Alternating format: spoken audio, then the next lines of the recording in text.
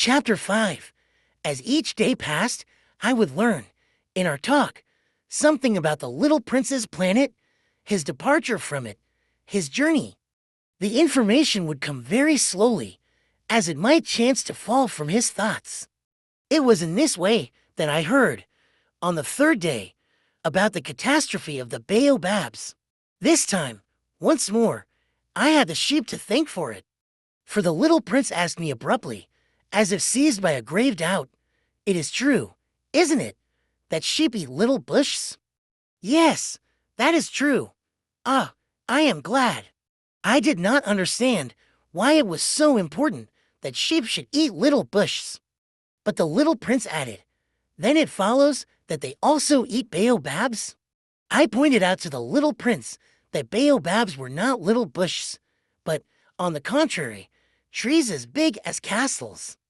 And that even if he took a whole herd of elephants away with him, the herd would not eat up one single baobab.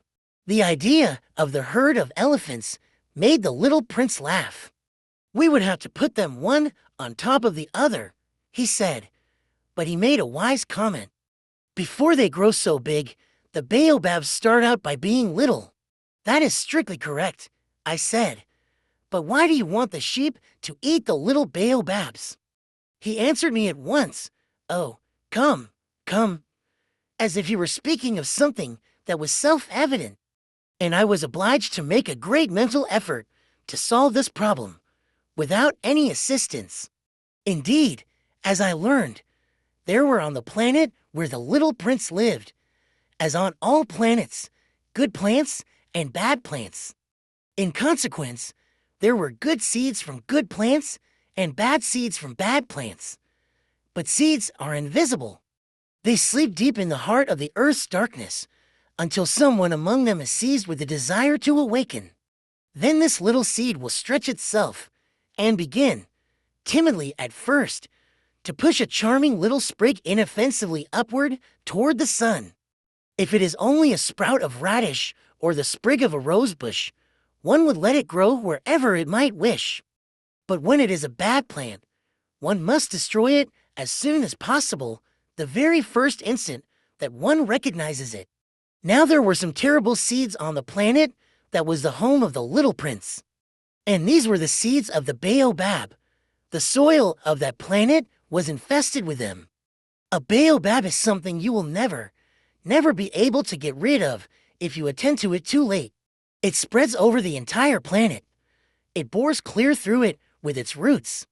And if the planet is too small, and the baobabs are too many, they split it in pieces. It is a question of discipline, the little prince said to me later on. When you've finished your own toilet in the morning, then it is time to attend to the toilet of your planet. Just so, with the greatest care, you must see to it that you pull up regularly all the baobabs, at the very first moment when they can be distinguished from the rose bushes, which they resemble so closely, in their earliest youth.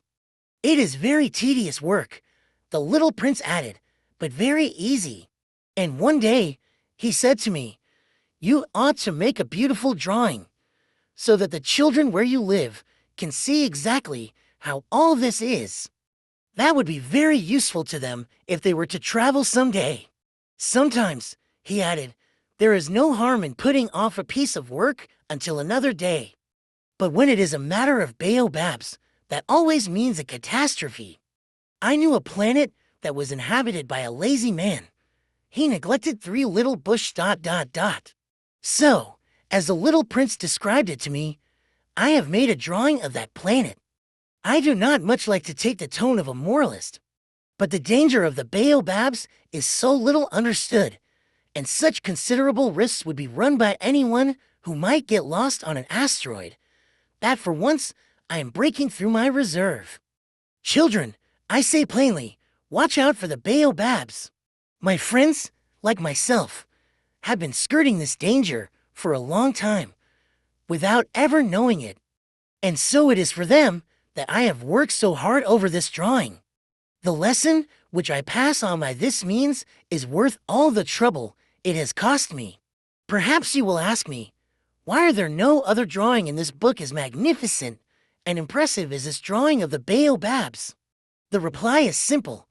I have tried, but with the others, I have not been successful. When I made the drawing of the baobabs, I was carried beyond myself by the inspiring force of urgent necessity.